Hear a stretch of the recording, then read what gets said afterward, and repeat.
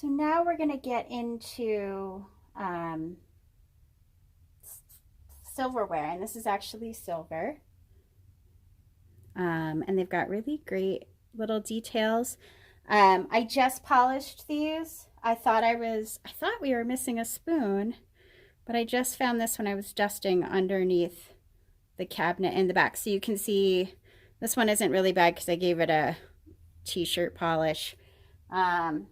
But some of it was very, very bad. And I didn't get all of it. I ran out of patience, but you can see. So it's really shiny, lovely, and we're gonna set it now.